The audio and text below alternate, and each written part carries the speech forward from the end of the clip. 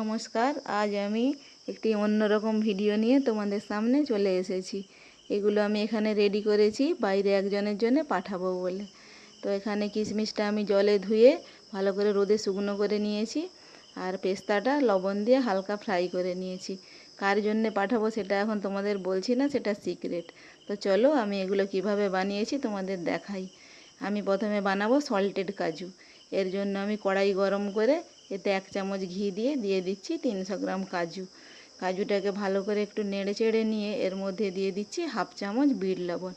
Bit লবণ দিয়ে আঁচটা কমিয়ে মাঝারি আঁচে এটাকে আমি এভাবে লাল লাল করে ভেজে নিচ্ছি। নিয়ে একটা পাত্রে তুলে নিচ্ছি। এখানে রেডি সল্টেড কাজু। এবার আমি বানাবো ক্যারামেলাইজড আমন্ড।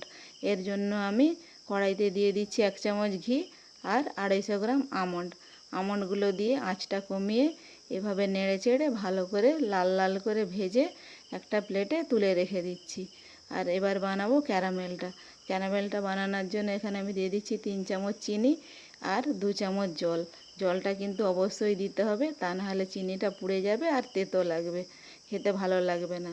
এইভাবে অনবরত এটাকে নাড়তে নাড়তে এটা কালার চেঞ্জ হবে আর ক্যারামেলটা এখানে রেডি।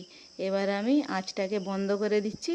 এরপর উপর থেকে আমি দিয়ে দিচ্ছি এর মধ্যে ভেজে রাখা আমন্ডগুলো দিয়ে এইভাবে ভালো করে নেড়ে চেড়ে মেখে নিলেই রেডি ক্যারামেলাইজড আমন্ড। এটাকে আমি প্লেটে তুলে একটু ঠান্ডা করব। এখন এটা ডালা ডালা দেখাচ্ছে, কিন্তু ঠান্ডা হয়ে গেলে হাত দিয়ে এটাকে একটা একটা করে ছাড়িয়ে নেব।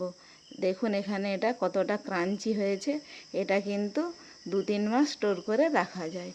আর আমি গাজরের হালুয়াটা চলো নেক্সট ভিডিওতে তোমাদের দেখাচ্ছি।